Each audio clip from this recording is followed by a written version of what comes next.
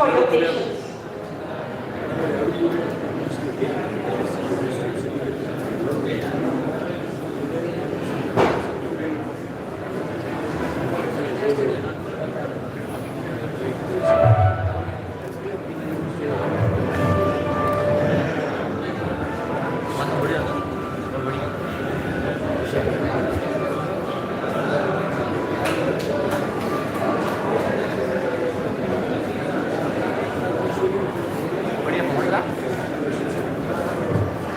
Please join us extending a warm and heartful welcome to the distinguished as they enter the dais.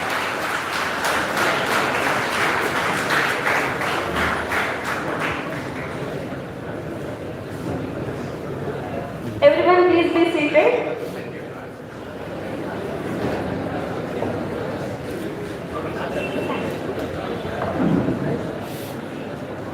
Good afternoon, ladies and gentlemen. Honorable Vice Chancellor, Dr. A.M. Karan sir, distinguished speaker, Professor Lord Karan Memoria, guest of honor, Professor Edward Wilson Lee, respected in-charge registrar, Dr. Arvind Mulimani sir, coordinator, Dr. B.H. Nagur, esteemed faculty members, Pavate fellows, students and invited guests, on behalf of Karnataka University Dharwad and also Dr. D.C. Pavate Memorial Foundation, I welcome your hearty welcome for the Dr. D.C. Pavate Special Foundation Lecture 2025. Today, we gather to honor the remarkable legacy of Dr. D.C. Pavate, a visionary leader whose contribution continues to inspire academic excellence and institutional growth. With a great pride, I, Seema Kairi, warmly welcome each one of you for the distinguished gathering where ideas meet leadership and scholarship meet inspiration. Give a big round of applause.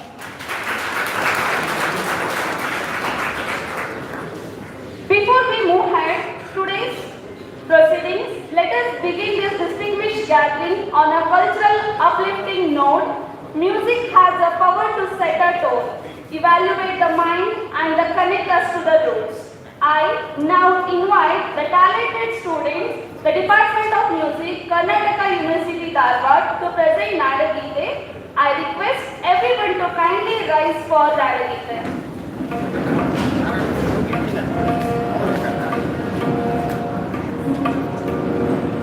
ಈಗ ಒಂದು ಮಸ್ತ್ photo ಹುಡ್ಕೋಣ ನೋಡಿ ಹಿಂಗೆ wide angle ಹೊಡ್ಕೊಂಡು ಇಷ್ಟು ಐದೈತಿ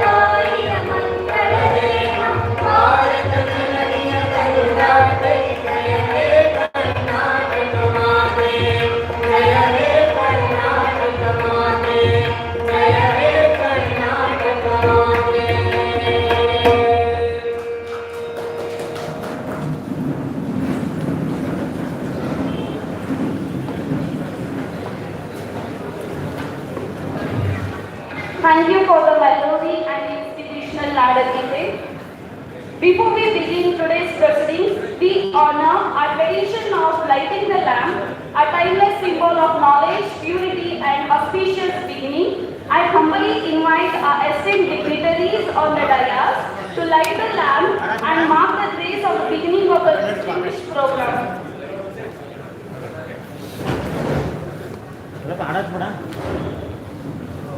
And also, as a mark of respect and the honor of legacy of Dr. Pavate, our dignitaries will now offer a rose petal to his photo. Krishna, ಅದು ಬ್ಯಾಡ late ಈ video ಮಾಡ್ತೀನಿ.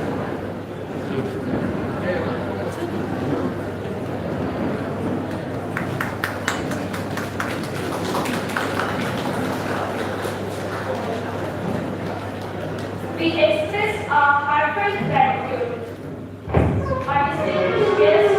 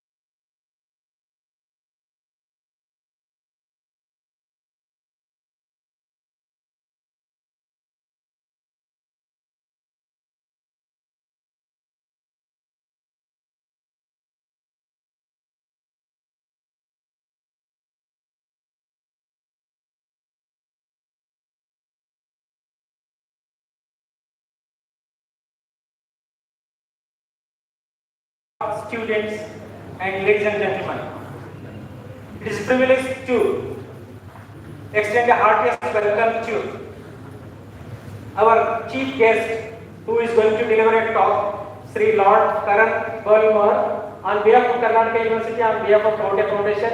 I extend a heartiest welcome to you, sir. I do extend the most distinguished person, Dr. Edwin Wilson Lee, on behalf of the foundation, on behalf of Karnatak University, I do express my heartfelt gratitude and heartiest welcome to you, sir. Our esteemed Vice Chancellor, Professor Khan, is responsible for this today's event and all the while he is guiding to the Pavate Foundation and has been to England and has brought so much of good academic endeavor to Karnatak University, Dharwad. Today he also has taken up the initiation. I think he is a person who is taking a new venture in the academic atmosphere of the Karnatak University. What Dr. Pavate has done, it is going to be taken up with on behalf of Dr. DC Pavate's Memorial Foundation Lecture Series and on behalf of the university, on behalf of foundation, I extend heartiest welcome to you, sir. I extend a warm welcome to Professor B.H. Nagar, coordinator of this Pavate Foundation. I extend a welcome to you, sir. And it is a privilege for me to have a special welcome to all the retired professors and Vice Chancellor who is witnessed and they having high regards and respect of Dr. D.C. Pavate. They are also present over here to hear a good talk. Is going to deliver by an expert. I extend a heartiest welcome to you also. I extend a heartiest welcome to all the participants, all the persons who have been presented over here in this event. With these few words, I thank the foundation for giving me an opportunity to introduce the chief guest of today's function. It is a privilege for me to introduce a high rapport of the personality who is being with us, and the biodata is a very high rapport, but somehow I will try my level best to introduce in brief. Lord Karan is the founder of Cobra Beer, a household brand in UK and one of the most awarded beer in the world. In 2006, Karan was appointed as the Lord Balmer of Chelsea, becoming the first ever Zoroastrian Persia to sit in the House of Lords. In January 2025, Karan was appointed chairman of the International Chamber of Commerce, United Kingdom, and served as the president of the Confederation of the British Industry from 2020 to 2022. In June 2022, Karan was appointed as a trustee of the Policy Exchange. Subsequently, in 2025, Lord Bergoria became a co-chair of the Digital Transformation Task Force at the P20 South Africa, part of the FWD Clerk Foundation, and was appointed as a senior fellow to Milken Institute Europea and joined the advisory council for the Milken Institute, investing in European competitiveness initiatives. From July 2014 to 2024, he served as the 17th Chancellor of the University of Birmingham, became the first Indian born Chancellor of the Russell Group University of Great Britain.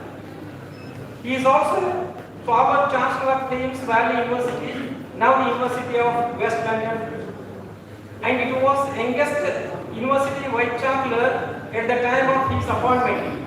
Since 2017, Lord Balmer has been a Wyndham Churchill Fellow at Kelley College, University of Oxford, and is the visiting fellow at the University of Oxford.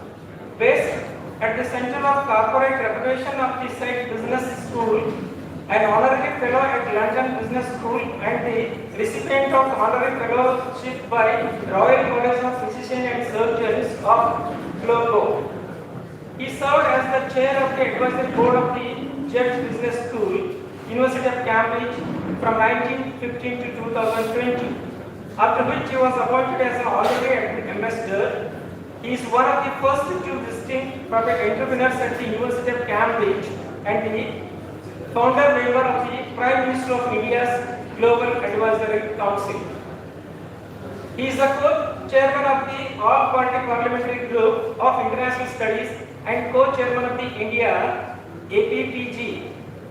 Additionally, he is the president of UK Council for International Students Affairs. He is an honorary fellow, life fellow of Royal Society of Arts, Manufacturers and Commerce, and honorary fellow of Sydney Sussex College, University of Cambridge. Karan has been awarded 12 honorary doctorate degrees from the prestigious universities in the world.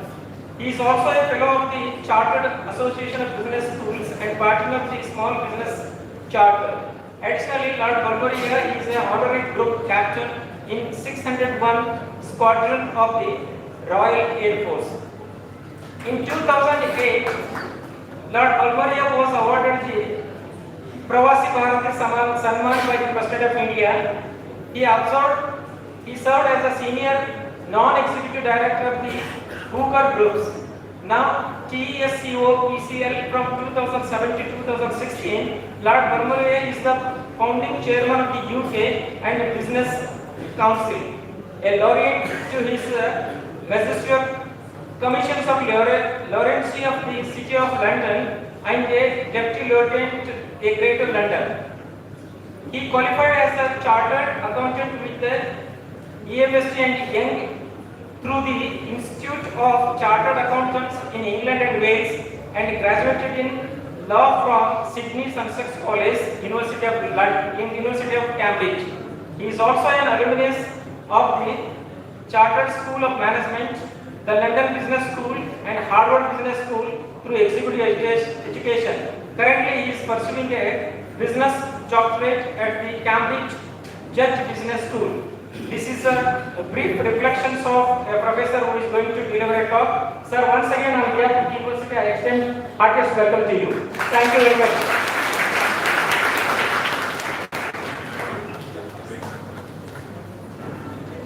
Thank you, sir. Thank you, sir, for your graceful and heartfelt welcome, and also on behalf of Dr. D.C. Pavate Memorial Foundation, I welcome you for the function, sir. Moving further, to enlighten us about the legacy of Pavate Foundation and to share the purpose and the vision behind today's lecture, I invite Dr. B.H. Nagru, Coordinator, Dr. D.C. Foundation, to carry further about the D.C. Pavate Foundation. Good evening, everyone. Distinguished Speaker of the Day, Lord Karan, Guest of Honor, Dr. Dharwad recently, President of today's function, Professor N. Khan, Vice Chancellor, Karnatak University, Dharwad, Registrar in charge, Professor Murimani, distinguished invitees, including Professor B.J. Murimani, former Vice Chancellor. Today there is a galaxy of more than 3 dozens of professors I can witness here. Distinguished professor of the university, teaching faculty, research scholars, students and media. I feel proud and privileged to brief about Pavate Foundation and today's D.C. Pavate special lecture. Dr. D.C. Pavate Memorial Foundation, Karnatak University, Dharwad, organizes special foundation lecture every year by inviting internationally known scholars. This year, foundation lecture will be delivered by the Lord Balmoria, Fellow of Sydney Sussex College, University of Cambridge, Member of House of Lords, and former Chancellor of the University of Birmingham, UK. On this topic, leadership in curriculum science.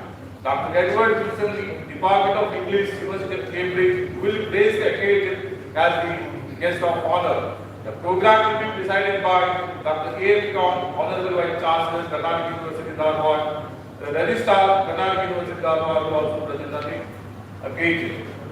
Let me brief about Dr. D.C. Pavate Memorial Foundation Fellowship. Here there is a galaxy of a lot of research scholars are presenting, and I feel it is necessary to brief about Pavate Foundation. It is a privilege to present an overview of Dr. D.C. Pavate Memorial Foundation and associated visiting fellowship in collaboration with Karnatak University, Dharwad and Sydney Sussex College, Cambridge. The foundation and fellowship program were established in 1999-2000 to mark the golden jubilee of Karnatak University and the birth centenary of its illustrious architect, late Dr. D.C. Pavate. Dr. Pavate, a former wrangler from Cambridge University, was a visionary in the field of education. His served as the Vice Chancellor of Karnatak University for 14 years, President of Inter-University Board, a member of University Grant Commission and a member of Executive Council of Commonwealth University. He authored several books in mathematics and served as the Governor of Punjab from 1967 to 1973. In his recognition of his exceptional contribution to education, he was awarded the Padma Bhushan in 1967. Purpose of Pavate Fellowship. The Dr. D.C. Pavate Memorial Foundation, in coordination with Cambridge University, offers 3 annual district fellowships for 4 months each. The main aim of the fellowship is to facilitate academic exchange between Indian researchers and Cambridge University faculty, enable candidates to enhance their ongoing research either through access to data, methodology, or expert guidance, promote long-term academic collaboration between Indian scholars and Cambridge researchers. The fellowships are held at prestigious departments of Cambridge University, including Center of International Studies, Department of Politics and International Studies, Judge Business School, Department of English, Department of Applied Mathematics and Theoretical Physics, Department of Material Science and Metallurgy, Department of Chemistry and Department of Zoology. Eligibility criteria: candidates must be below 40 years of age. They should hold a PhD or first class master's degree or its equivalent. Applicants are invited annually during May to July. The fellowship details: all India fellowship. One fellowship is open on an all India basis for research in the Center of International Studies, Department of Politics and International Studies, Cambridge, in areas such as history, political science, international law, international economics, and military affairs. And the 2 fellowships for Karnataka candidates.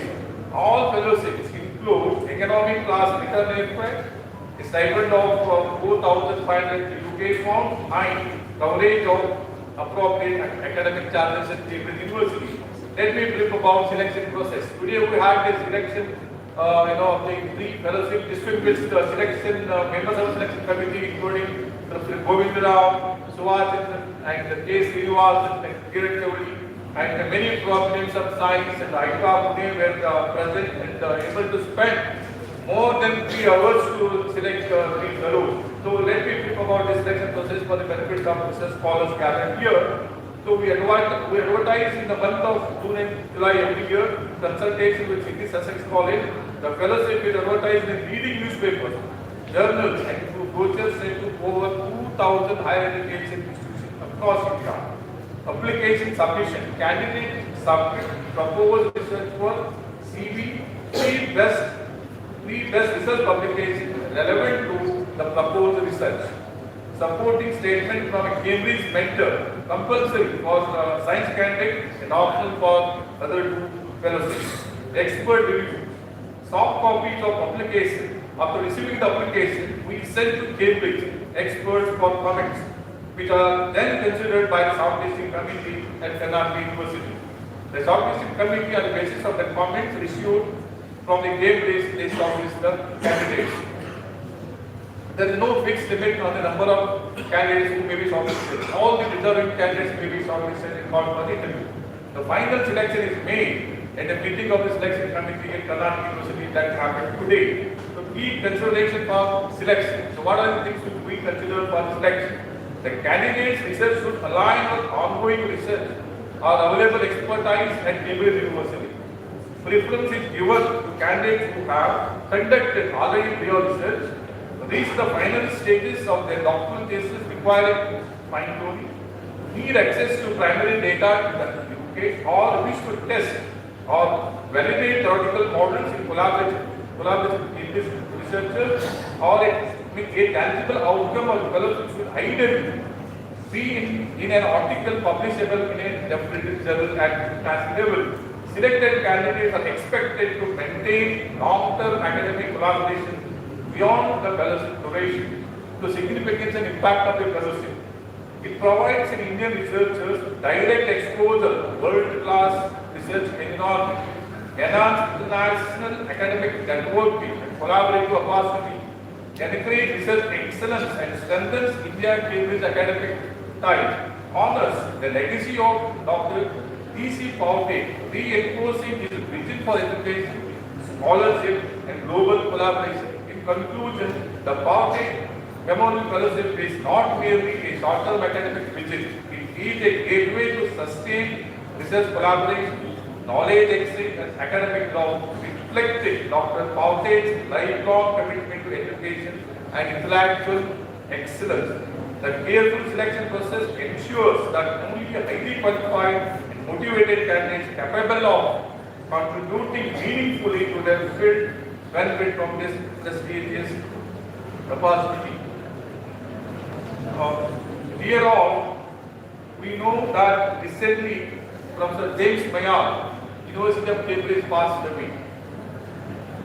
It is Sri Charat Javadi and Professor James Mayal and then Vice Chancellors of the University are instrumental in setting up of this prestigious fellowship. Today it is difficult to imagine without late Charat Javadi, late Sri Professor James Mayal. These two were a pillar of this fellowship. They contributed since inception of the last 25 years. I think this is the first event we are organizing missing these two great, the visionary which did normally for the foundation. So we'll observe 1 minute silence at the passing away of Professor James Mayal of the University of Cambridge. Let me brief about Professor James Mayal. Dear all, the Karnatak University Dharwad is deeply saddened by recent passing of Professor James Mayal of the University of Cambridge. For the past 25 years, Professor Mayal has been the guiding force from the Cambridge and in coordinating the activities of the Pavate Foundation. His contributions have been remarkable and far-reaching, touching the lives of scholars, administrators, and academicians from Karnataka and across India.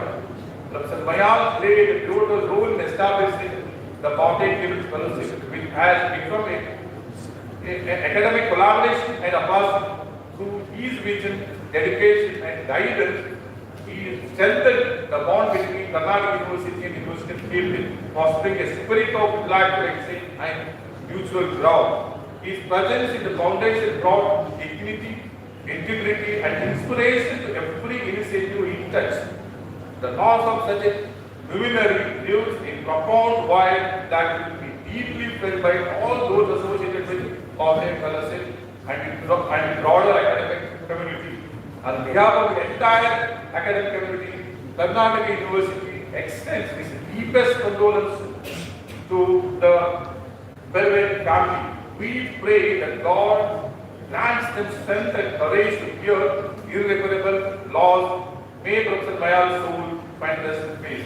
I now request everyone to rise and observe 1 minute silence in honor of the memory of Professor James Mayal. Pray tribute to his invaluable contribution and rest his soul in peace. Let us take this moment to reflect his legacy, his dedication to scholarship and profound impact he has done. So let us observe 1 minute silence. Thank you everyone.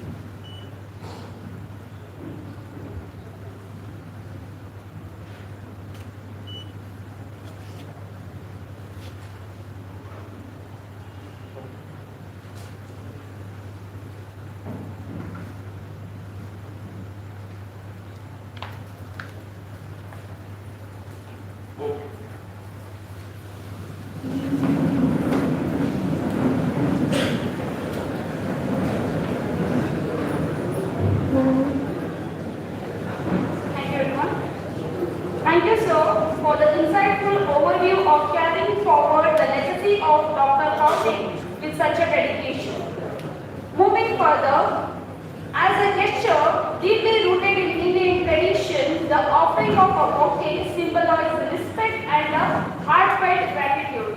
On this esteemed occasion, we extend this honor to our distinguished dignitaries seated on the dais I request the following presenters to kindly come forward and offer the bouquets. Now I request our Honorable Vice Chancellor Dr. A.M. Karan sir to offer a bouquet to Professor Lord Karan Memoria sir.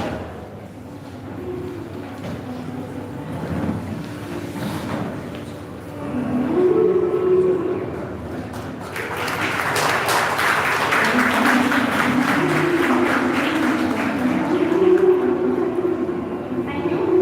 Now I request in charge Registrar Dr. Arvind Mulimani sir to offer a bouquet to Professor Edward Wilson Lee.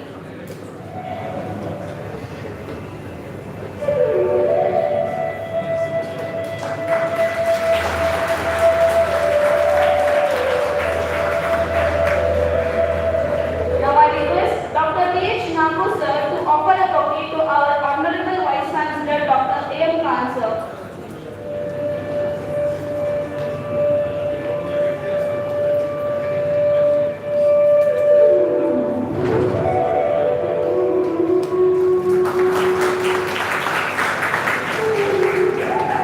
Now I request Vedamurthy sir to offer a bouquet to the in-charge minister Dr. Arvind Mulimani sir.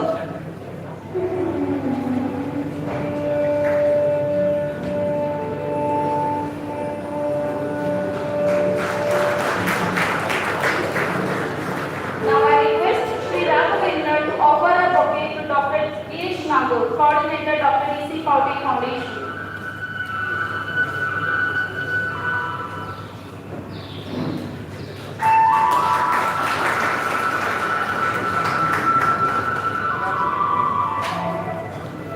Thank you to all the presenters and our heartfelt gratitude to the dignitaries for accepting the gesture of respect.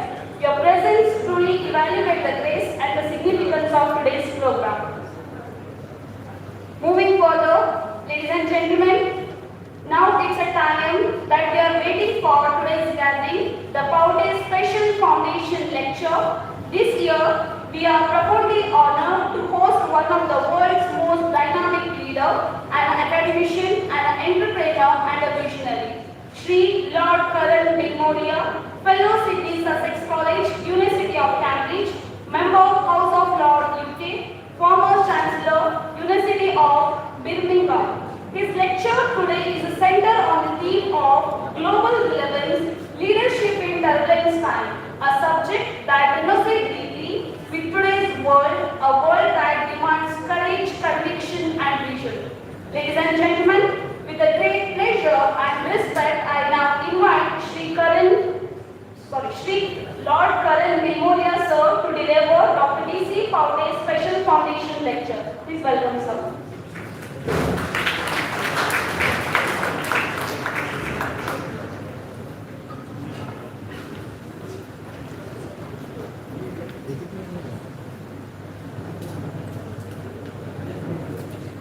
Thank you very much for the very warm welcome, and it's a great pleasure for me to be here at Karnatak University. Do you know, in the latest QS World University Rankings, of the top 10 universities in the world, 4 are American, 4 are from the United Kingdom, 1 is from Singapore, and 1 from Switzerland. Just stop and think about that. America has a population of nearly 350 million people, and the United Kingdom has a population of nearly 70 million people, and yet the United Kingdom has 4, and the USA has 4. We're very proud of that in the United Kingdom. And of those 4 universities, 2 of them are always there, always one of a handful of best universities in the world. One of them is the oldest university in the UK. We call it the other place, Oxford University. And we have Ambassador Chris Srinivasan here, the former Foreign Secretary, who's with us this evening, who's an alumnus of Oxford University. Welcome, Ambassador. It's great to have you here. And, of course, the other university is Cambridge University, founded in 1208, over 8 100 years old. And my college, as well as Dr. Edward Wilson Lee's College, Sydney, Sussex, is one of the older colleges in Cambridge. But Cambridge, going back 800 years, has half the colleges are old colleges, half the colleges are newer colleges. And Sydney, Sussex is one of the older colleges, founded in 1596. So we're coming up to 470 years old as a college. And our most famous alumnus is Oliver Cromwell. Oliver Cromwell, who, if you remember, defeated Charles I and made himself Lord Protector of the United Kingdom.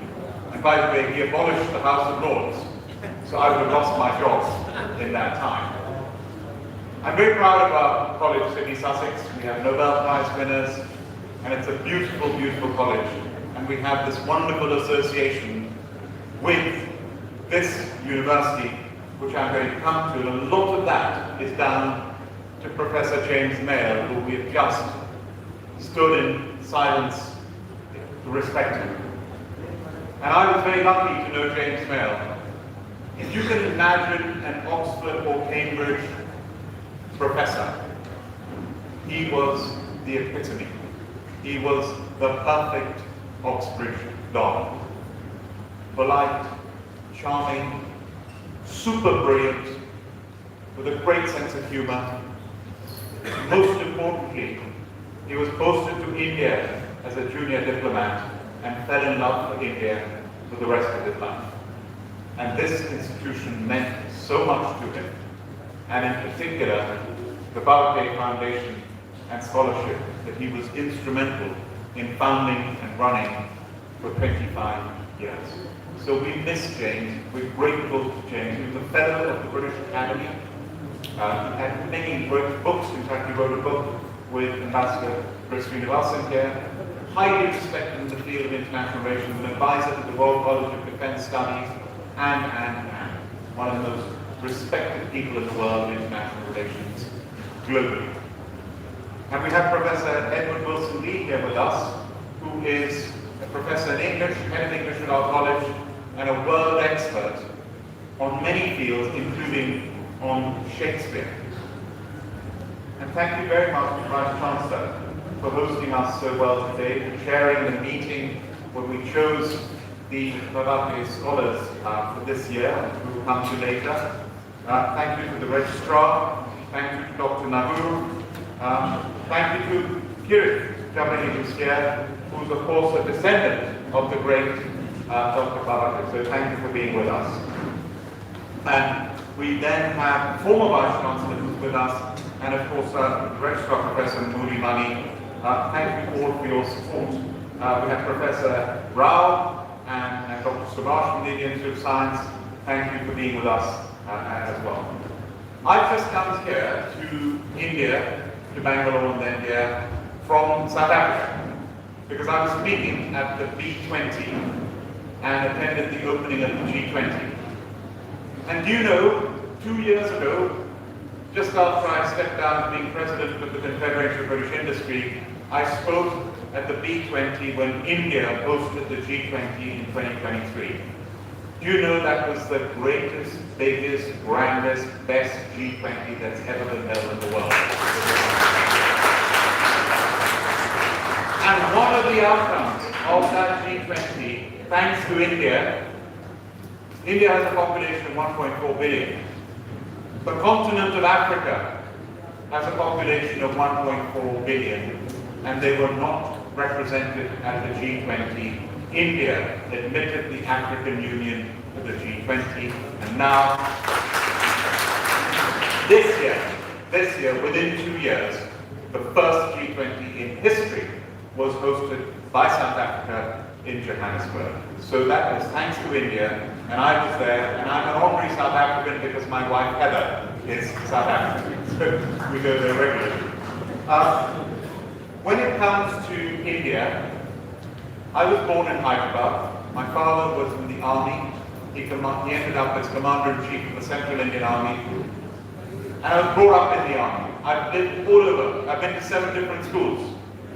I've been to the Hyderabad Public School. I've been to Loyola School in Kerala. I've been to Oswego University, and then I went to study in England as a 19-year-old. But from the time I left India to go as a student, including to Cambridge, I never ever stayed away from India for more than a year. I came to India every single year. And now, with all my different India hats, which you very kindly heard about, in the last 2 months I've been to India 5 times. 5 times. And in September I led the first ever business school delegation from the UK to India, including 33 business schools, interacting with institutions like IIM and Dharwad, and we had a conference in Delhi. Thereafter, I came and spoke at Finance Minister Nirmala Sitharaman's annual Kautilya Economic Conclave, which he convenes Nobel Prize winners, economists, finance ministers from around the world, and I was proud to speak at that. And the title of the conference was Prosperity in Turbulent Times. And today I'm going to be talking to you about leadership in turbulent times. After that, I came on a visit with Prime Minister Keir Starmer, the first Prime Ministerial delegation in 9 years, with 125 senior business leaders and university leaders. And earlier in the year, in July, at short notice when I was in Italy, I flew across, literally at short notice, for the signing of the free trade agreement between the UK and India, which was signed at Chequers between Prime Minister Keir Starmer and Prime Minister Narendra Modi. That was a historic moment, because the UK and India, the trade is 43 billion pounds. I believe it will double in the next 5 years to over 80 billion pounds. This great university, Karnatak University, is one of the oldest in the state, and was founded in 1949. And your motto, I always look at an institution's motto. If I go to speak at a school or university, I say, what's the motto? And the motto is, knowledge is the teacher. And isn't that wonderful? It's got the word knowledge and it's got the word teacher combined. And I tell you, nothing is possible without the best teachers. And if I ask all of you to close your eyes and remember one teacher, whether it's a school or university, who influenced you, who inspired you, who perhaps even changed your life, I can bet every single one of you will be able to remember that one teacher. When I was proud to host President Abdul Kalam, he came to receive the King Charles Medal at the Royal Society, and my friend, Professor Lord Martin Rees of Trinity College, Cambridge, the master at that time, President of the Royal Society, was the host, and he said, Karan, I need your help. You have met President Kalam before. And I accompanied him, and we showed him Isaac Newton's papers, because Isaac Newton had been a president of the Royal Society at his time. And as we were walking around, I said to the president, who I've met a few times before, I said, Mr. President, where did it all start for you? And the whole entourage stopped. And he said, Karan, it started for me as an 11-year-old boy. I came from a very poor family in Rameshwaram. I've been to Rameshwaram. And he said, I went to school, the local school, and I had one amazing teacher. And one day on the blackboard, he drew a picture of a bird, and he explained the concept of flight. And I was mesmerized. I wanted to know more about flight. I wanted to know more about physics. I wanted to know more about science. And of course, he became a rocket scientist, a space scientist, headed the space program of India, and became the most popular president of India ever. And it started with one teacher. And what a great man he was.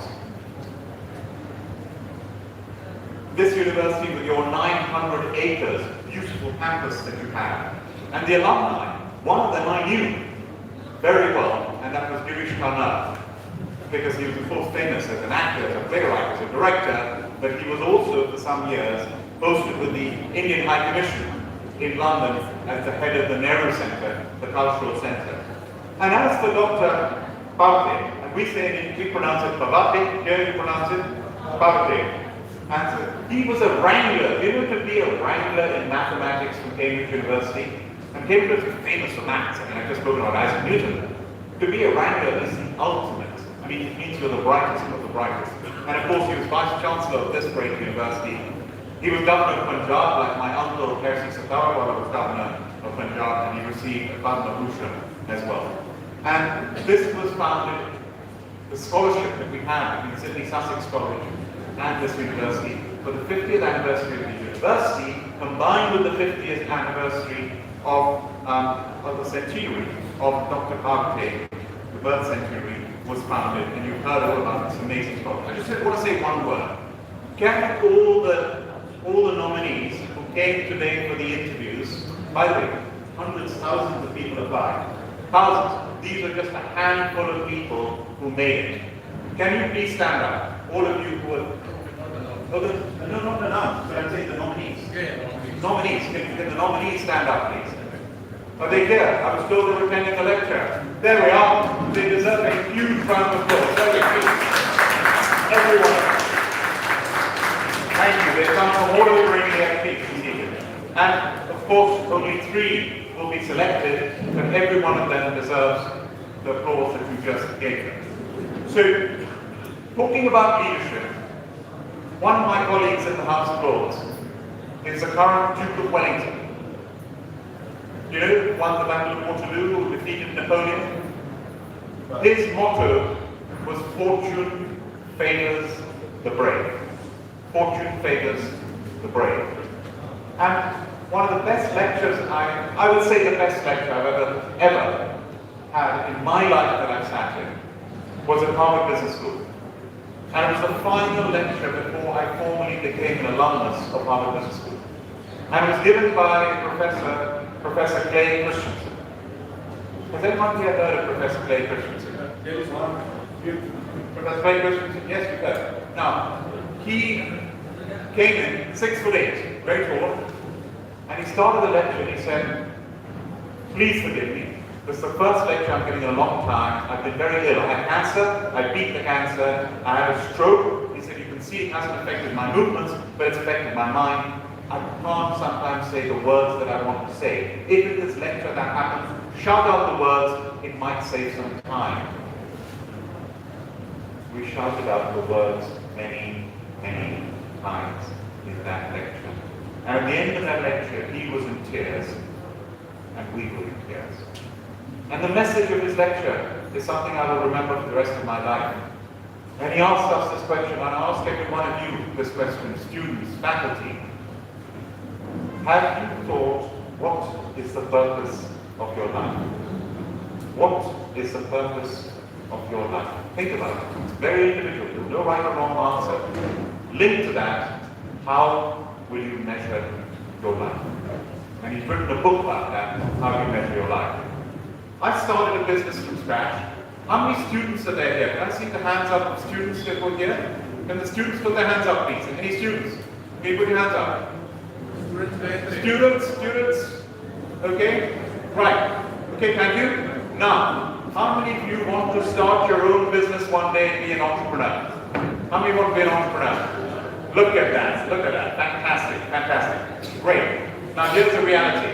You put your hands up. How many of you actually will? I'll tell you why. It takes guts to be an entrepreneur.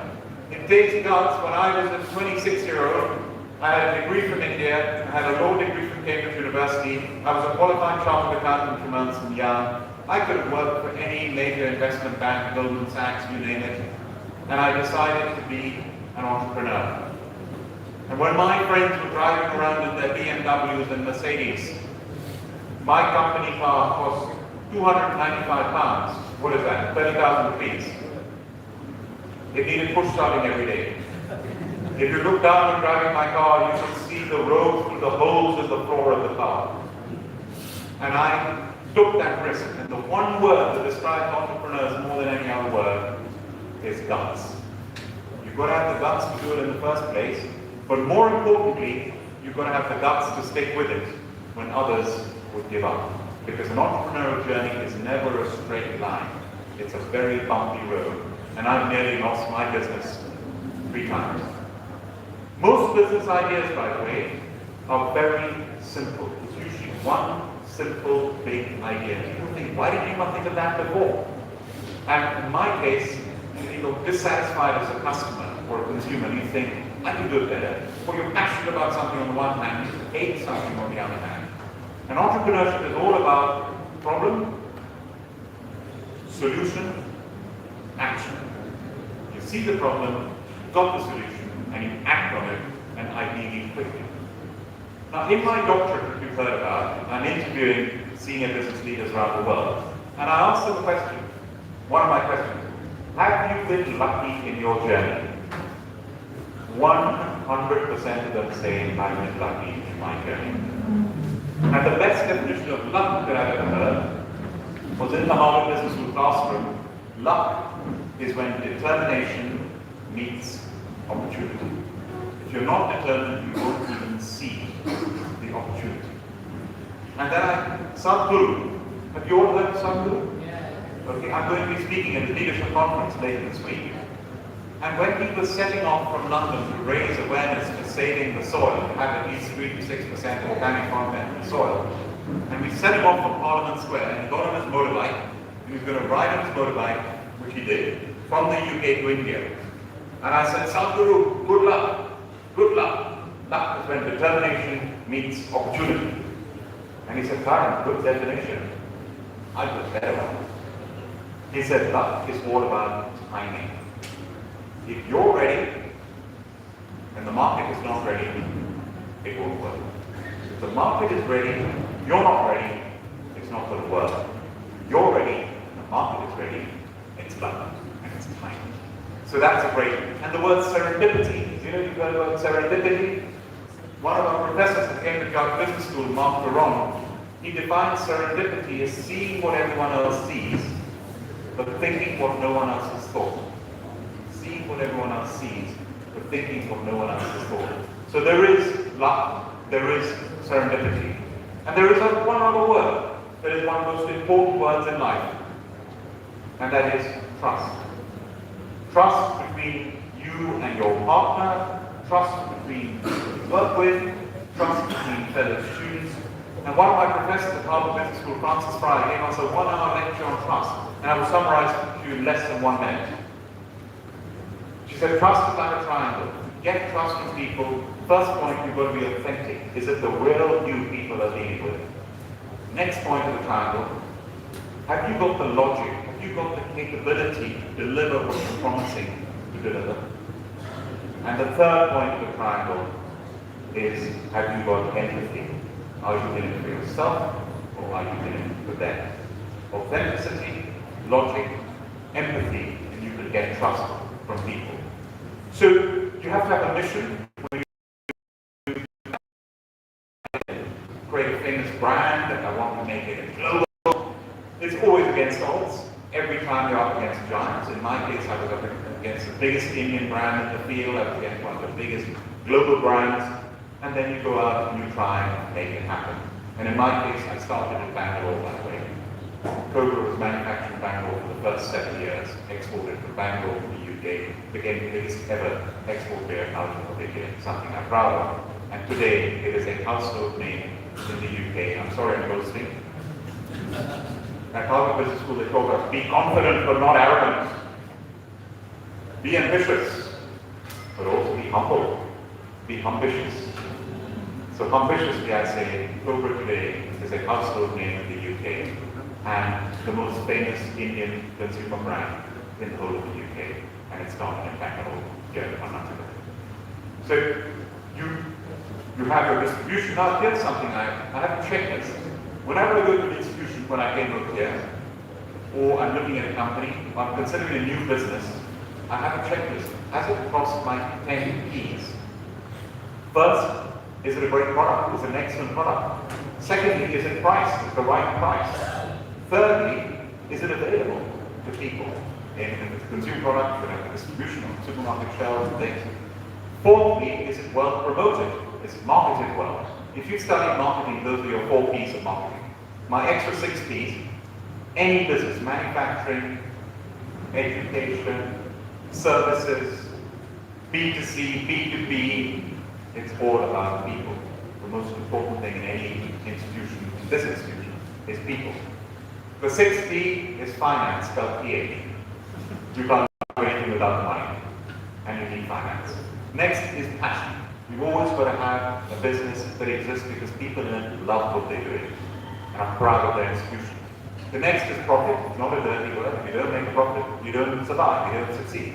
The next is partnership, and that is an atmosphere where everyone's a partner. In a business, it's consumers are your partner, your suppliers are your partner, your accountants are your partner, lawyers are your partner, shareholders are your partner, employees are your partner, everyone is your partner.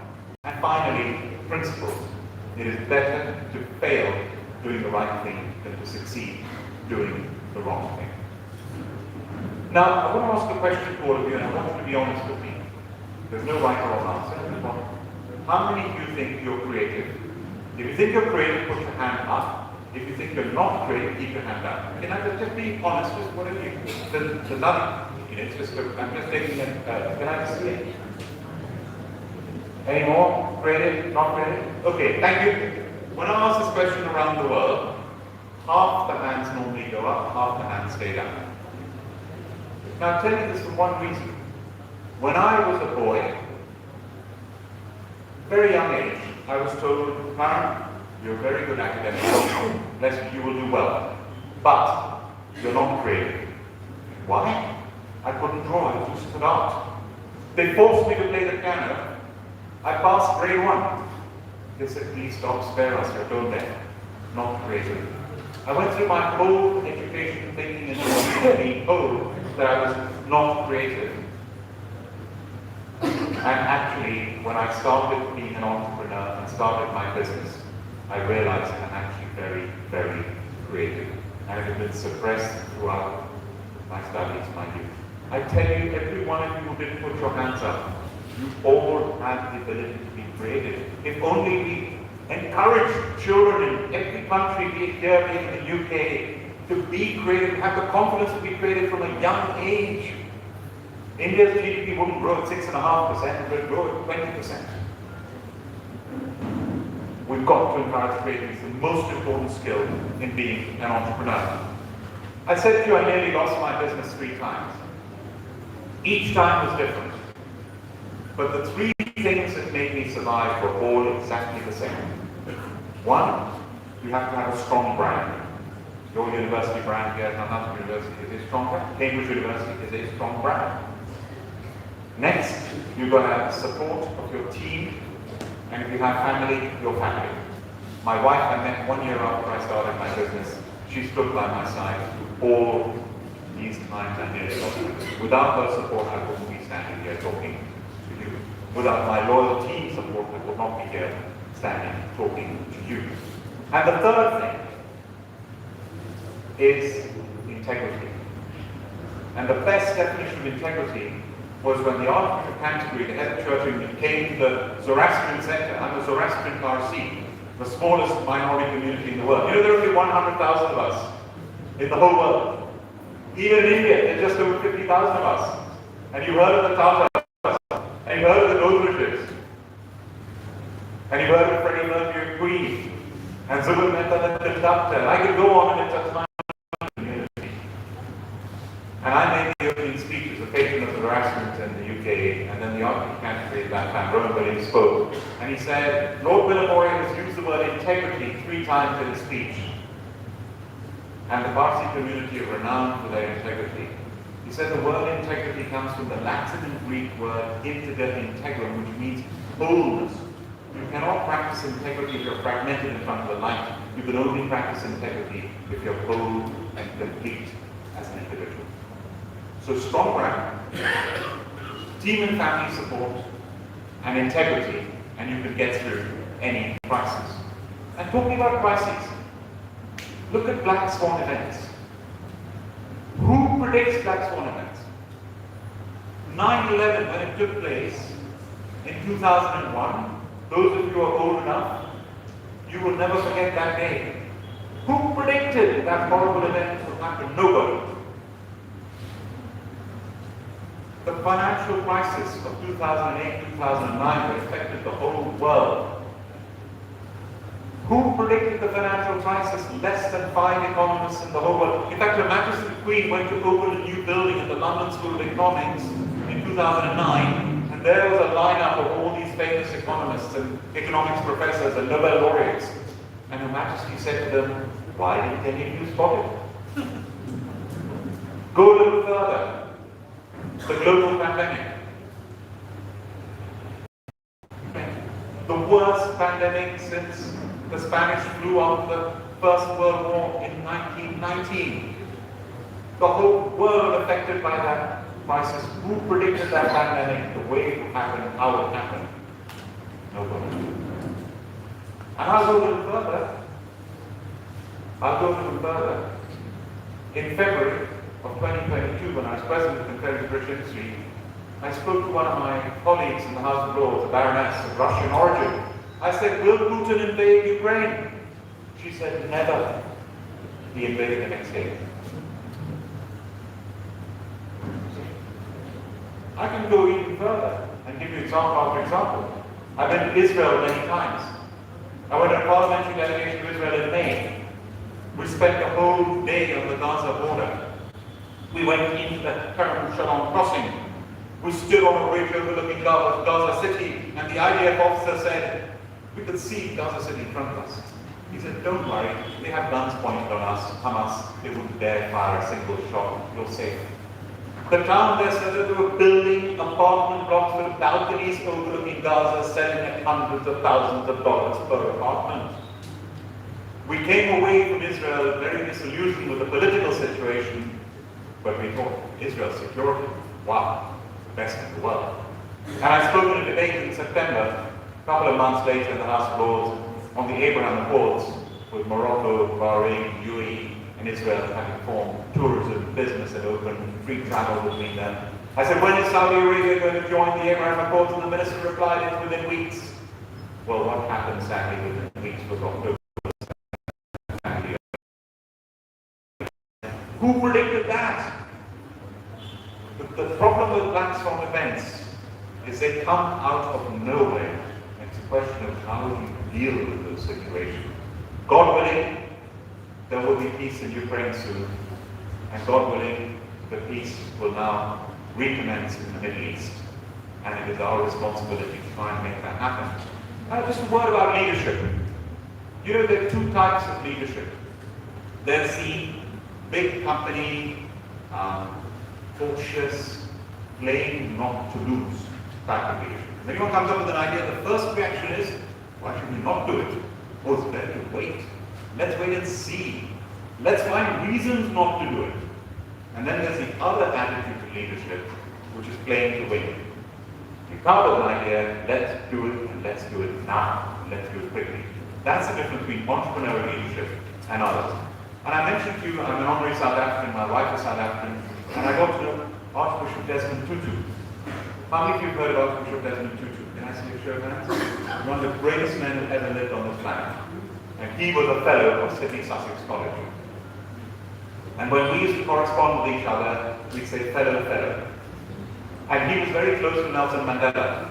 In fact, Nelson Mandela spent his first night when he was released from jail in 1990 at Archbishop Desmond Tutu's house.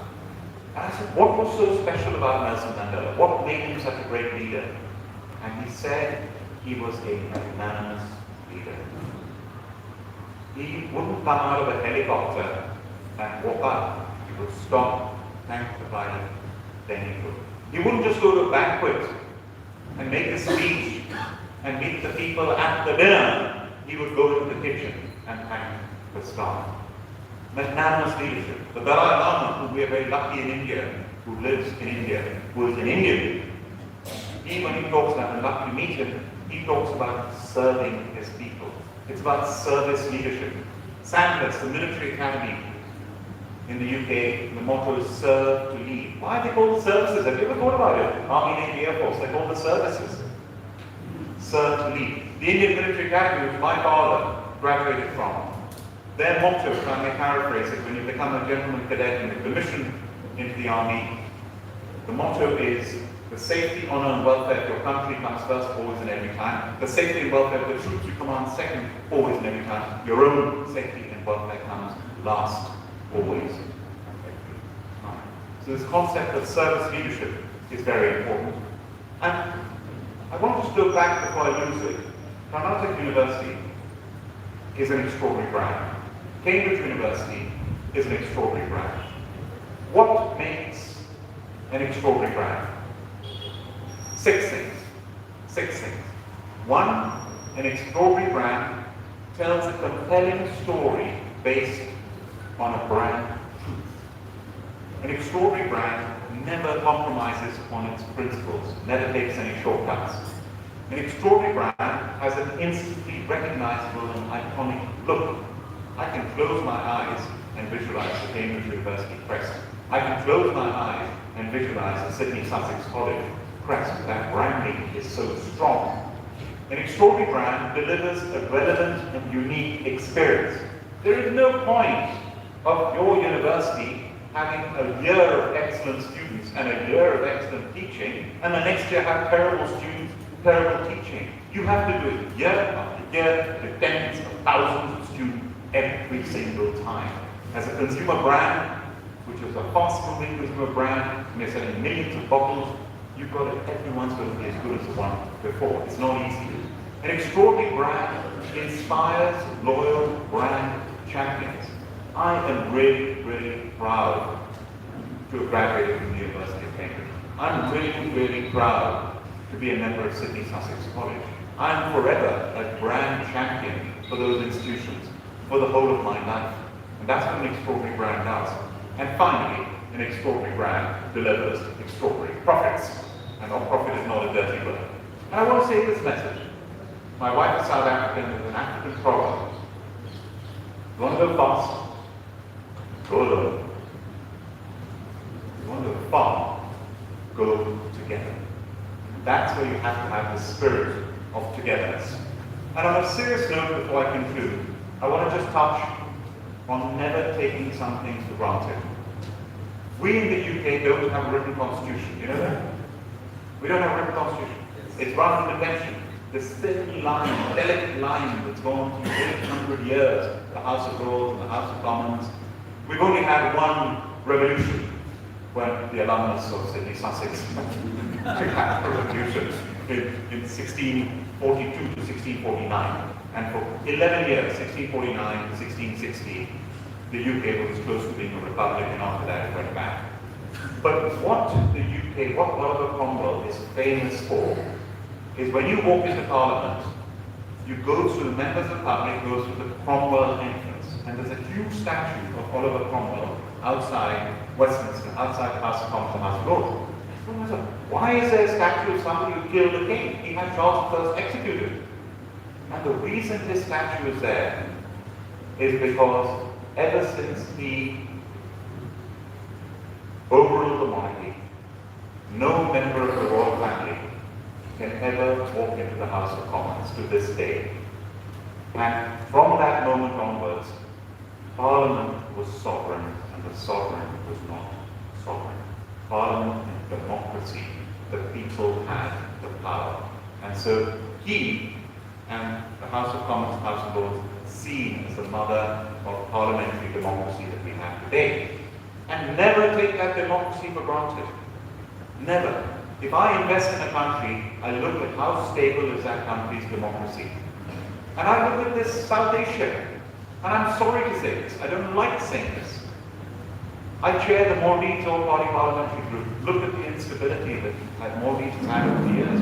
One of my father's brigadiers, Brigadier Balsara, Parsi, you remember there was a coup years ago, and the India rescued the Maldives, and since then there's been instability. You go around to Pakistan, I don't need to say anything. You go around to Afghanistan, and the horrible situation there with the Taliban and the way women are treated in Afghanistan. You go around to China. You go to Nepal, look at the instability in Nepal, year after year after year. And I love Nepal, my father commanded the Gurkhas in India. And you go around to Bhutan, okay, Bhutan is a stable sovereign state, very allied with India, is the exception. Then you go around to Myanmar. Look at the problems in Myanmar. One time after another, including now. And then you go to Bangladesh. I was a state guest of Bangladesh a few years ago. It was booming.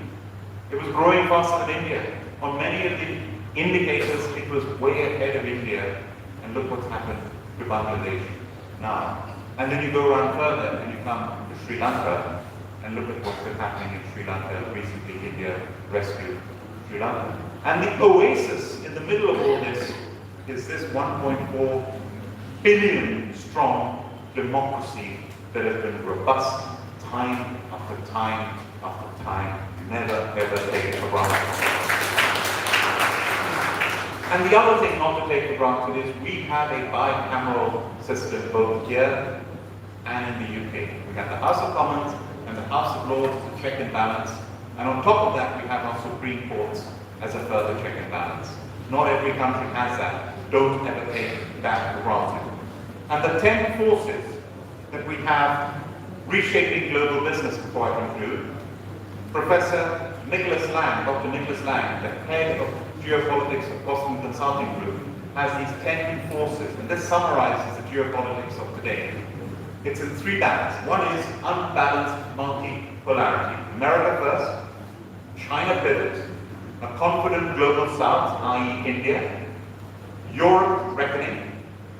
The next is economic battlegrounds, tectonic trade shifts, the technology and AI race, and navigating economic nationalism and protectionism. And the third is global shocks, evolving conflicts, of which we've spoken about some, climate change is real, refuses to be ignored, and polarized populations. And the BRICS countries today, by the way, 49% of population in the world, 28% of the GDP, 25% of exports, and 47% of oil production.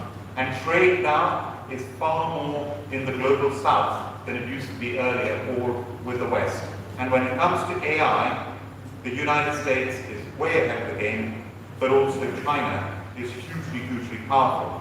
And if you look at the conflicts, and I show you a map, if I could show on the screen, the conflicts and evolving conflicts all around the world, and that is scary. NATO, we're proud in the UK to be a part of NATO, and long may NATO last. Brexit. How many of you think Brexit was a big mistake, by the way? The UK leaving the European Union. Can I see a show of hands?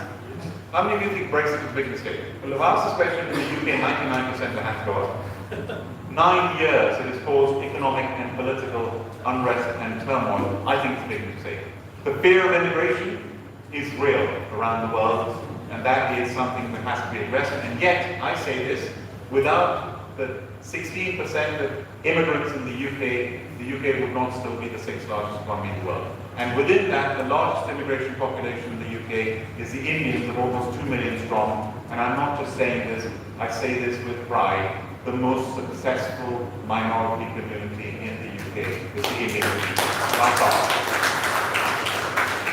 And finally, as chairman of the International Chamber of Commerce, it is my duty to try and bring as much in the UK stability as possible. Global institutions have to be reformed. It is wrong that India is not a permanent member of the UN Security Council. That has to change now and has to happen soon. And I conclude with this. One of my favorite professors at Harvard Business School, in January 2017, he gave us a lecture on 2 things that have happened in 2016. 2 global events. Brexit and Trump being elected the first time. And he showed the 4 lines of who voted for Trump and who voted for Brexit. And it was identical. If you're pro-immigration, anti-immigration, rural, urban, more educated, less educated, older, younger, identical 4 lines. And then he showed us a graph that I will never forget for the rest of my life. And that graph was a graph of globalization. And it started at the bottom in 1815 after the Battle of Waterloo, which I remember I started with the Duke of Wellington, with Wellington defeating Napoleon. From 1815, you had, relatively speaking, peace in Europe. Apart from the American Civil War toward the end of the 1800s, there was peace. Global trade went up and up and up and up and up and up and up, and he showed it peaking in the early 1900s, where globalization was at its peak. And then what happened? 1914, what happened? First World War. Came from nowhere. There's a book written about the build-up of the First World War, and the author summarizes the book and say it's like watching a train crash in slow motion. 4 years, and then the Spanish flu, globalization plummets all the way back down to where it was in 1815. It picks up a little bit in the 20 years between the first year and the First World War, Second World War. Second World War caused by the First World War, globalization plummets again. 1945, rock bottom, the same as it was in 1815. And then from 1945, he shows the globalization graph going up and up and up and up and up until 2017, where it has reached the peak where it was in the early 1900s. And he said, ladies and gentlemen, if history repeats itself, I'm sorry to say we're in for conflict. And I'm sorry to say how right he was with the conflict that has ensued since then. So let us never ever take multilateralism, the rules-based order, and globalization for granted. Let's always be proud of it. India promotes it, the UK promotes it. Let's continue to promote it. And I end with this. My motto, which I borrowed from my great-grandfather and expanded, is to aspire and achieve against all odds with integrity.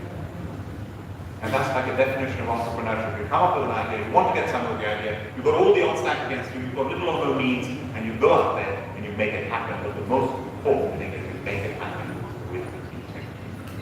Thank you, Vice Chancellor. Thank you, Karnatak University, for hosting me. It's a great privilege to speak to you.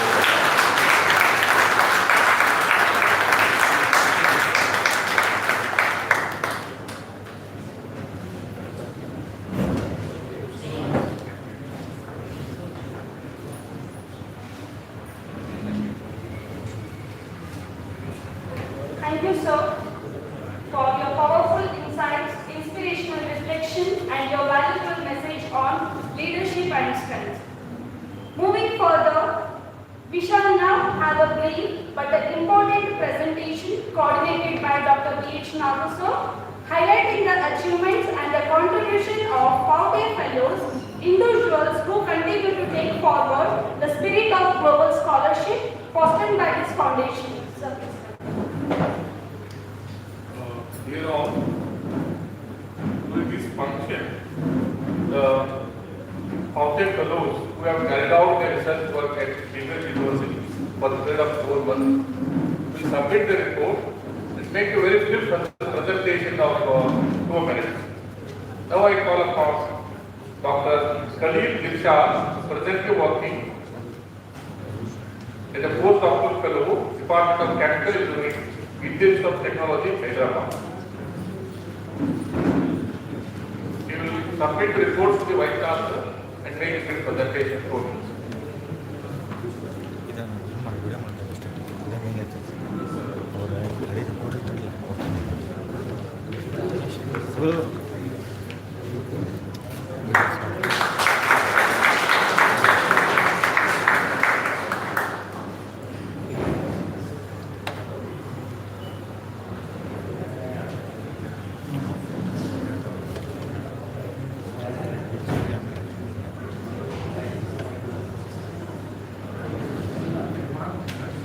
First of all, thank you very much, Professor Grimoria. It was such an incredible talk.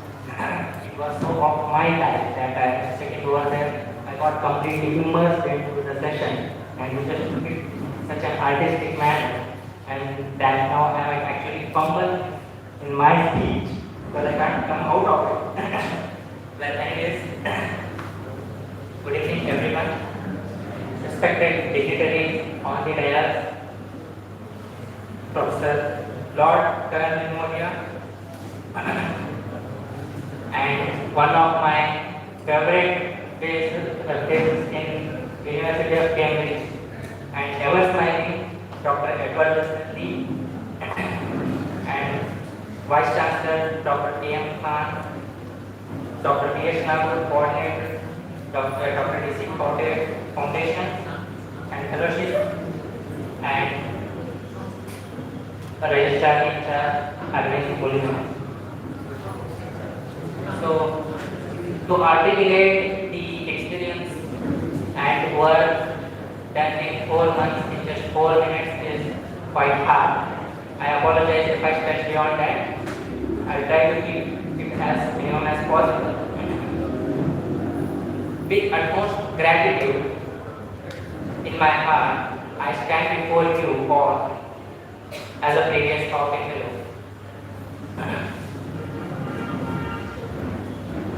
And I thank the foundation for coming up with such an incredible fellowship. It supports the early career researchers to get the world-class exposure of Cambridge and its environment with high-quality facilities. And as far as science students are concerned, it is like a center of pilgrimage to walk through those roads and walk through those cities wherein the dignitaries like Sir Isaac Newton, Charles Darwin, and very recently Stephen Hawking and Nobel laureates, all of them have one or the other kind of association with University of Cambridge that speaks volume about the impact that institute has on the research and on the world. So I went there as a Pavate fellow in science 2024, and I worked with Professor Stuart Clark in the Department of Chemistry and the Institute of Energy and Environmental Flows, IEEF, which previously called as PT Institute. So he's such a dynamic and funny guy. He made me to work independently, and how I want him to work, all the independence and encouragement. So I greatly acknowledge him at this point of time. Once you visit Cambridge, it will definitely change you as a person. It will change you how you see a research problem, how you deal with it, and how you try to come up with a solution. So I can proudly say I am more the same person before and after Cambridge.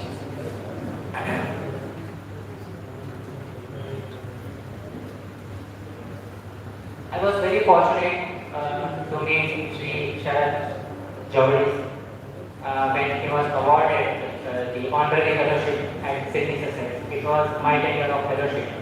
So I met him. It is very sad and unfortunate that he is not with us at this point of time. So I greatly remember him because he was very instrumental in shaping this fellowship and continuing the legacy of Dr. Pavate, who is his medical grandfather. And I also like to mention the small special bond that I created with late Professor James Mayer. I met him several times during my fellowship. He was such an encouraging and humble person with, as I said, such a great sense of humor. If I recollect my memories, last Christmas I celebrated with him at his residence along with his wife and Professor Secretary. So who knew it was the last Christmas dance? And apart from that, I would like to thank Professor Secretary who encouraged me, helped me, guided me throughout the course of fellowship, right from the selection day as today till the completion of fellowship. So I remember him. And I thank Professor Stuart Clark for giving me the independence to carry out the research work, where we have worked on the surface entities of zinc electrodes for futuristic zinc-based batteries. He is basically a surface scientist, not a battery scientist. So we have combined his expertise and our learnings to come up with a paper entitled Suppression of Parasitic Reactions and Dendrites on Zinc Anode, Effect of Current and Cytorection. We have utilized the concept of molecular modification to design a new age electrodes for battery materials. At last, I take this opportunity to thank Professor B.H. Nagpur, Coordinator, Dr. Pavate Foundation, for his consistent efforts to keep the fellowship active and pursue the fellowship-related activities. His efforts are extremely beneficial to carry forward the legal legacy of fellowship's mission to encourage and support the research with societal relevance in Indian context. I thank my PhD supervisor, Professor M.K. Ravinat, who is sitting over here, for making me capable and worthy enough to get this fellowship at first go. And I thank Karnatak University for partnering and being home to all the fellowship related operations in this very campus. And I thank my department and the Department of Physics for making me pursue ever evolving, globally competitive research during my PhD days. And I thank the organizers for allowing me to speak few words. But no matter how much ever I try to speak my heart out, I can hardly convey the emotions and experiences that I felt when I was in Cambridge. So if you meet personally, then I can transfer more information. Thank you very much. Thank you very much.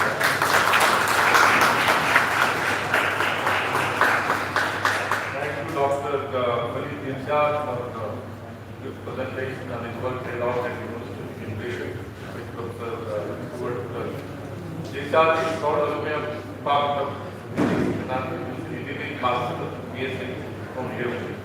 Next, Akila Gangadhar, Assistant Professor, National Law of India University of Bangalore. He worked on implementation of international law into the Indian legal system.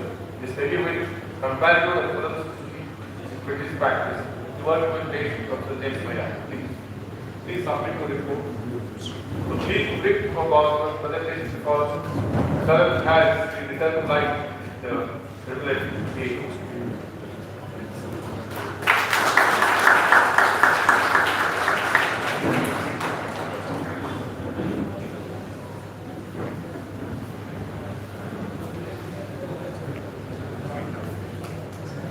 Honorable Vice Chancellor, Lord Karan, Professor Edward Wilson Lee, Registrar, and Professor P.H. Nagor.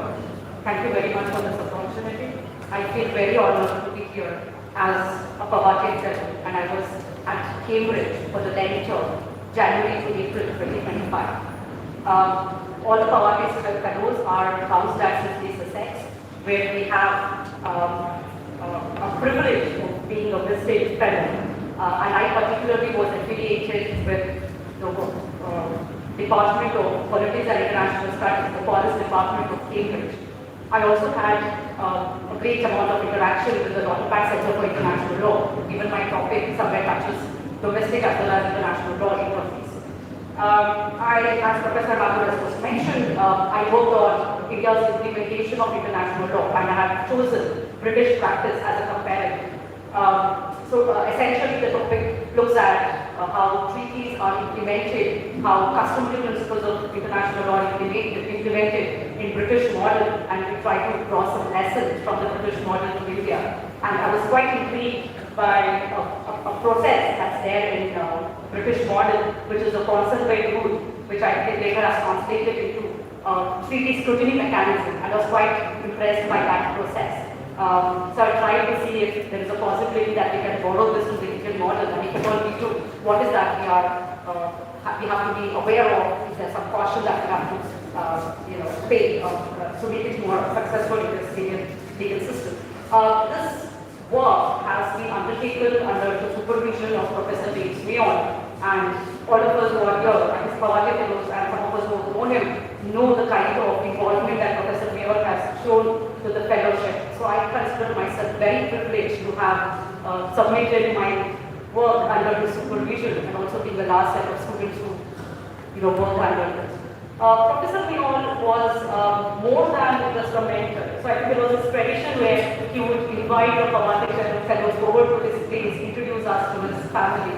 So that was it was very deeply saddening that we don't have Professor Mayon and Mr. Javed with us anymore, because both of them have been very instrumental in creating these channels where some of Indian academicians such as myself got an opportunity to explore Cambridge, access the rich library facilities that are there, and also experience that cultural interaction that's there very much at the St. Sussex College as well as other departments at Cambridge University.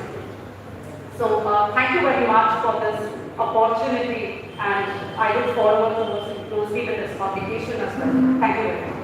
And I hope I've maintained my whole Thank you. Dr. Nikita. Now the third in class, Ms. Nikita Puralia, National University, Delhi. She worked on claim for an overall constitutional legitimacy, critical study of Indian constitution. She also worked with late Dr. James Maya. Please submit your report. Make this presentation.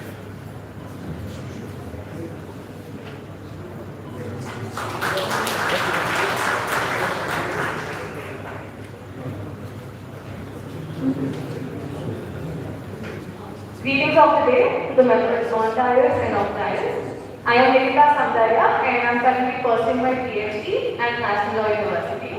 And I was awarded, I had the privilege rather of being awarded the DC Pavate Fellowship. And I was visiting Cambridge between May to September, the last fellow in this set of people.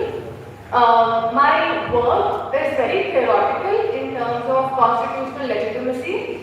So the aim is to develop a theory of legitimacy for constitutions of deeply divided societies like India. So that is the aim. And I believe that Cambridge was an appropriate place for developing a theoretical study and the basis of my PhD, because a lot of this work that I've been referring to was happening at Cambridge. So while there, I had the chance of meeting a lot of professors and scholars I could meet back in India. So it was a celebrating moment for me, meeting all of them, interacting with them, discussing my research with them, getting their inputs on it. I also had the privilege of the Cambridge email ID, with which I reached out to a lot of professors at Oxford, LSE, interacted with them. So to the upcoming fellows, maybe make use of that and you could gain great insights from them. I also had made good use of the opportunity by engaging in a lot of events that were happening at Cambridge in the law department. While I was associated with Paulus, but I still tried. So different conferences, book launches, and the discussions there with the luminaries also again helped shape my research. A big thanks to late Professor Mayol. I didn't have a chance of interacting as closely as the previous fellow, but with the very brief interaction I had with him once or twice maybe, he gave me good ideas in terms of my research, to be a little more particular on the dichotomy between legality and legitimacy, and that I use as the driving force of my research today. So thank you to him for his guidance. And about Cambridge, I think I was there at the best time in summer. I claim that. So it's a beautiful place, beautiful structures, buildings, environment. You wouldn't want to leave the place. I'm going to be someone who gets really homesick when I leave my home Hyderabad. But I don't feel homesick even for a single day because it's a very beautiful place. So why don't then make the most of it, I'd say. And yeah, that's all. Thank you so much for the opportunity to the conference.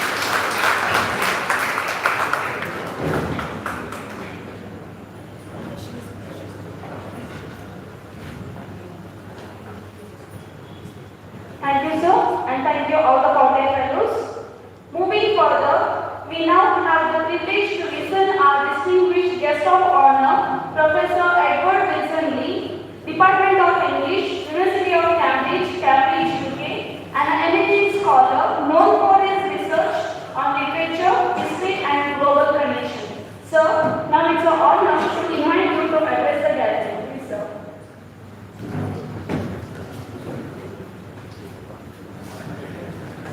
Namaskara.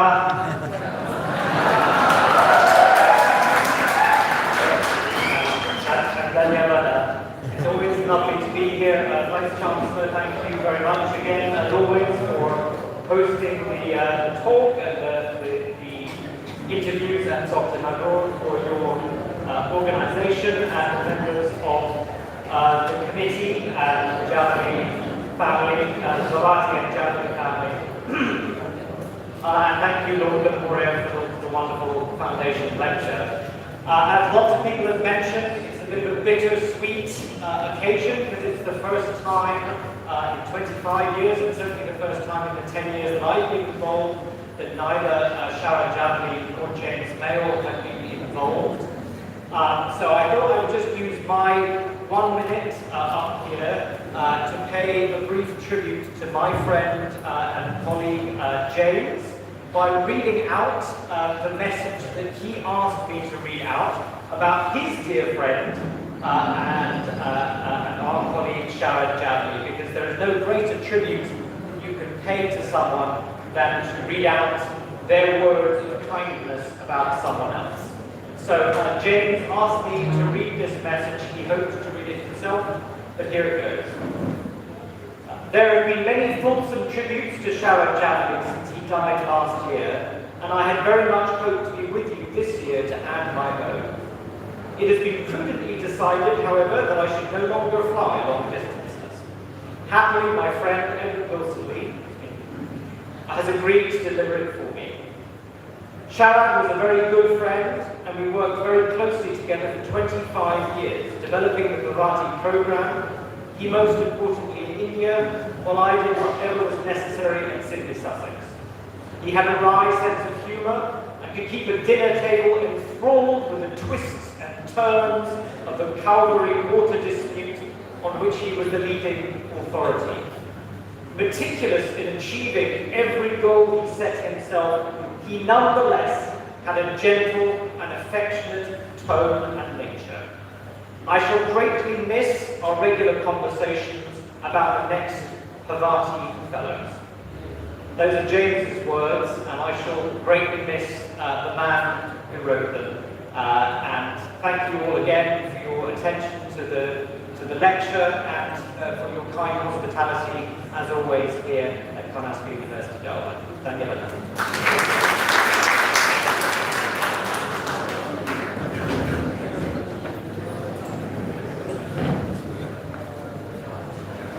Thank you, sir, for your deep and thought-provoking words. Ladies and gentlemen, we now come to the most awaited moment of the program, that is the announcement of the Pavate Fellowship for the academic year. I humbly invite our Honorable Vice Chancellor, Sir, Dr. A.M. Karan, sir, to announce the recipients for the prestigious fellowship. Please, sir.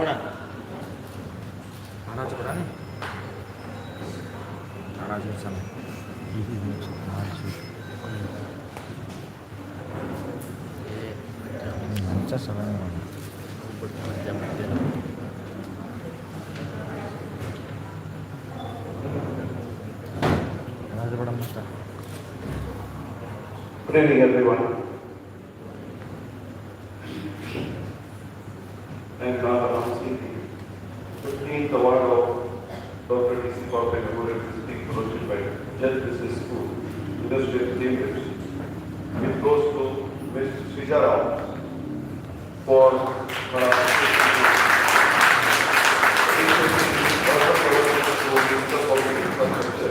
a novel framework for India and the global south. She is working as a program manager at e-Government Foundation, Bangalore.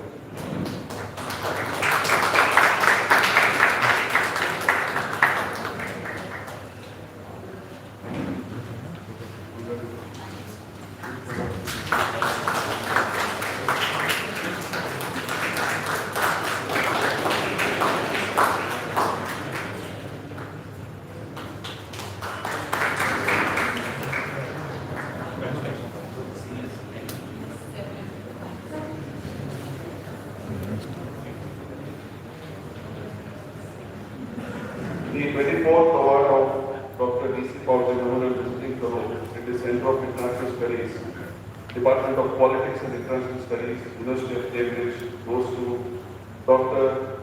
Shabana Barua. Shabana Barua. She is standing for the State Court of Myanmar, 2021. She is an associate professor and director at Navy in Central Southeast Asian Studies at OB Jindal University, Haryana.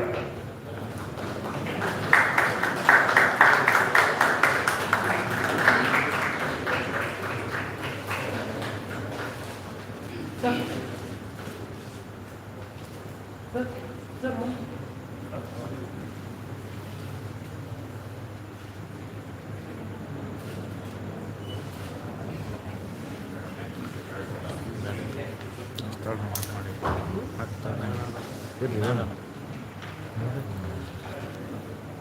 17th award for Dr. D.C. Pavate Memorial Visiting Fellowship at the Department of Applied Mathematics and Theoretical Physics, Department of Material Science and Metallurgy, or Department of Chemistry, or the Department of Zoology at University of Cambridge goes to Dr. Pavate, which obtained silver medal for ocean diving, certificate of assay method using advanced fluorescence simulation.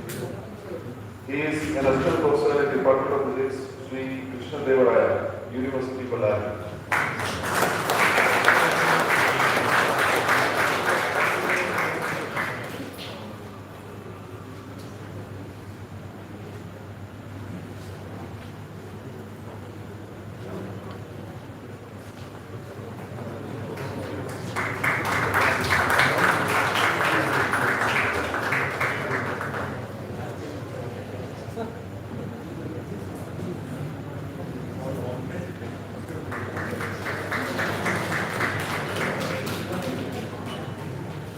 Those who have got please elaborate.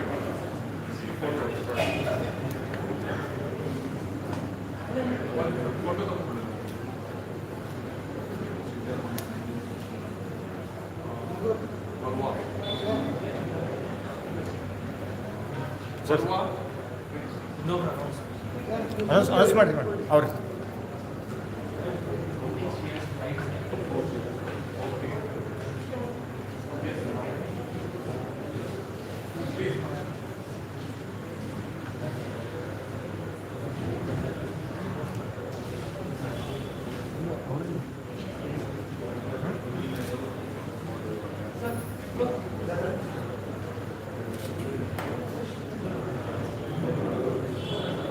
The particular who got the scholarship, are you there?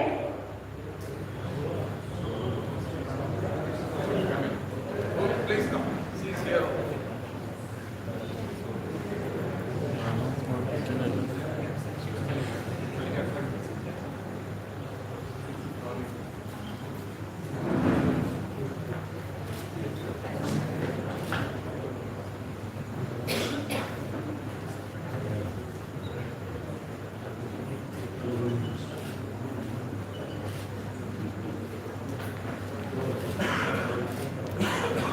Congratulations to all the selected fellows. Your journey from here will undoubtedly shape the future of the scholarship.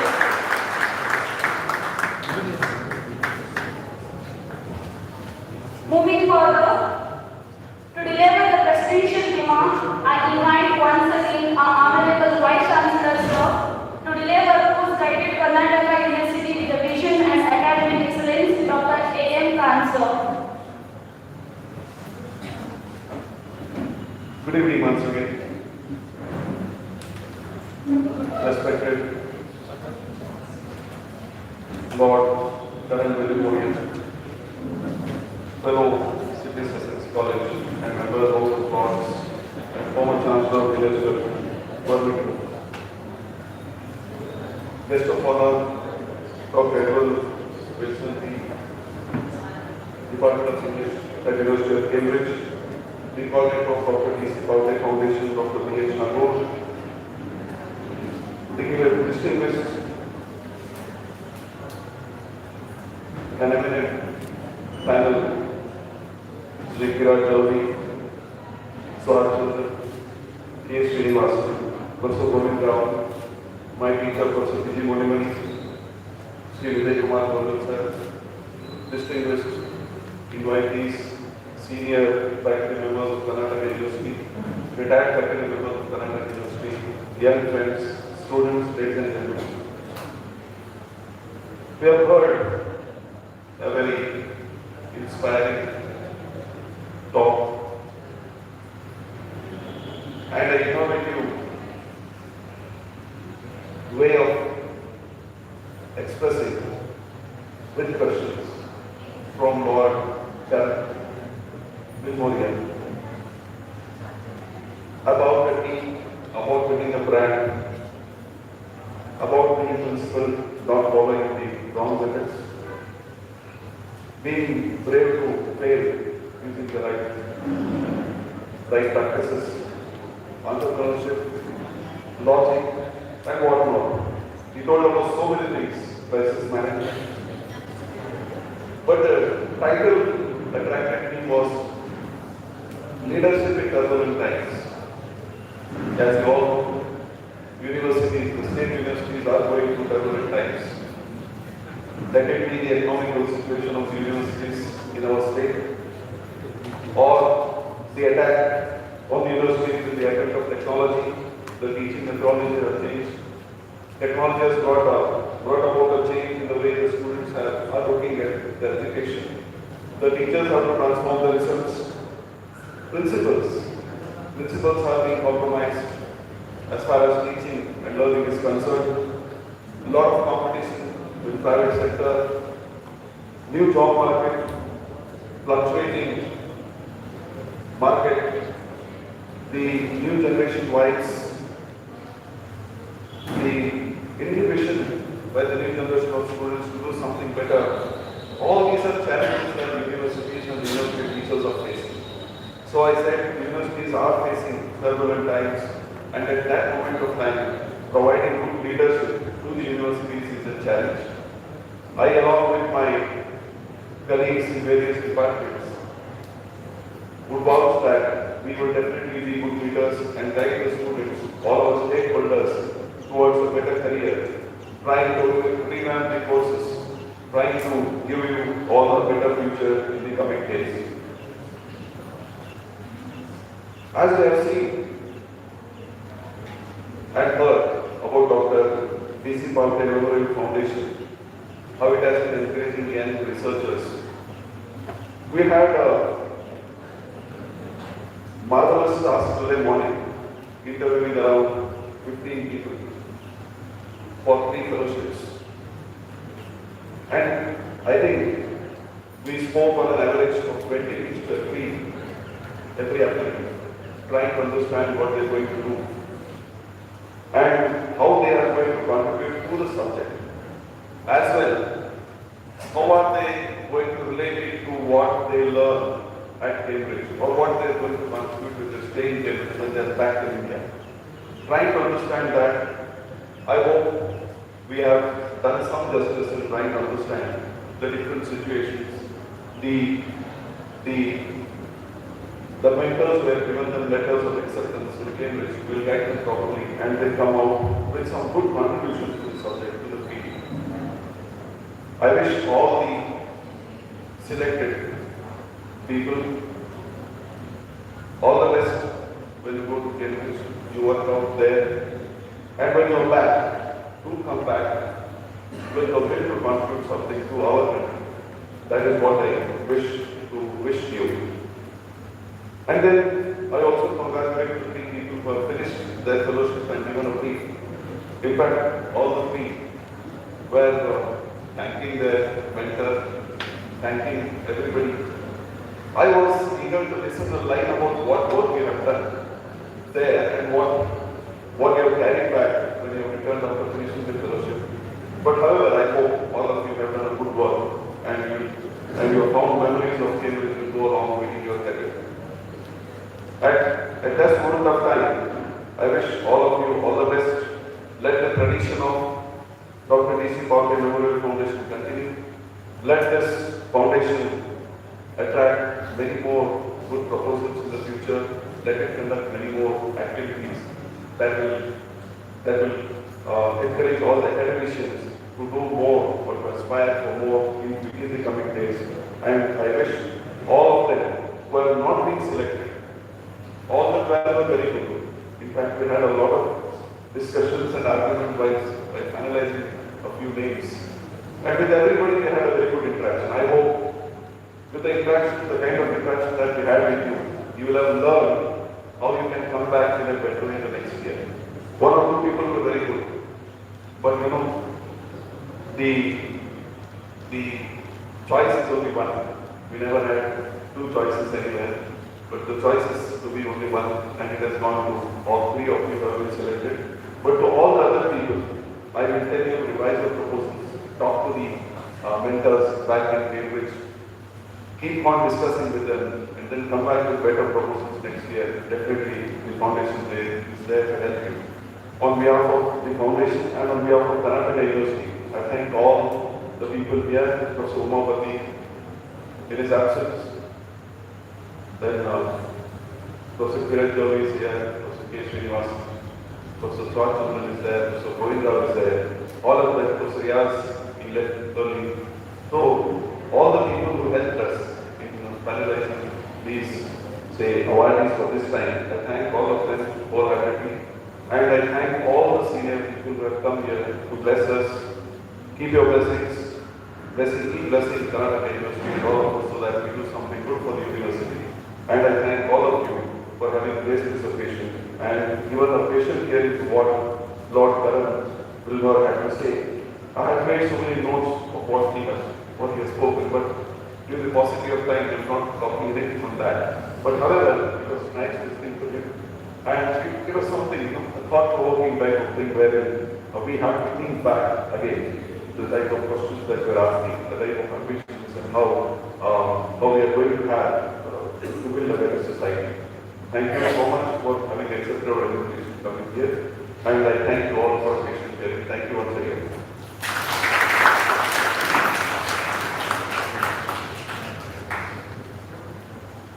Thank you, sir, for your inspiring message. We have reached the last part of the program, that is vote of thanks. Gratitude is the finest expression of wisdom, and every meaningful journey must end with a sing song. Now I would like to invite Professor Vishwanath, sir, Department of Law, to deliver the vote of thanks.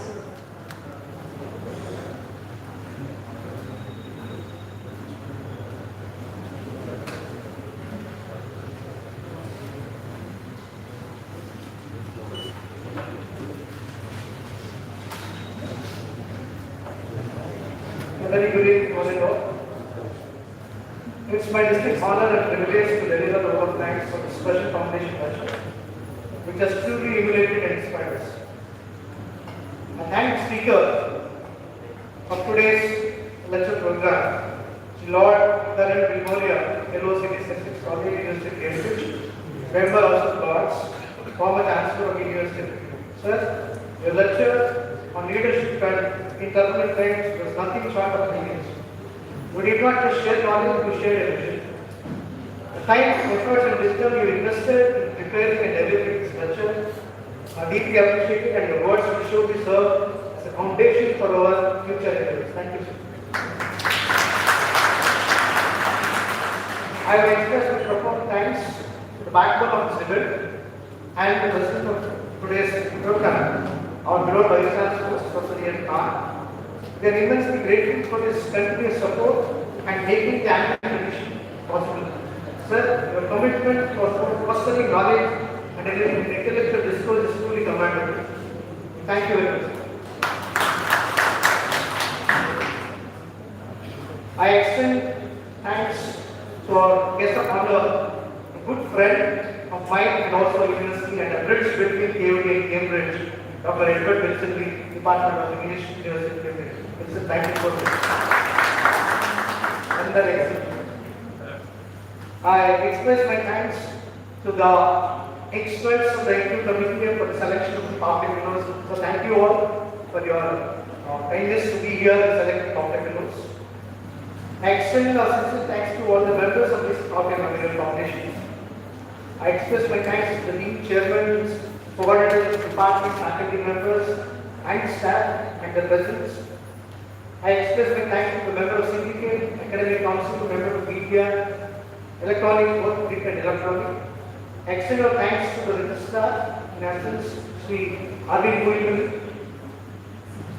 To the enthusiastic audience, our students, scholars, and delegates, thank you for your attentive and attentive presence and your thoughtful ways that you probably reacted to Sir's question. Finally, no event is of this magnitude can be successful without meticulous planning.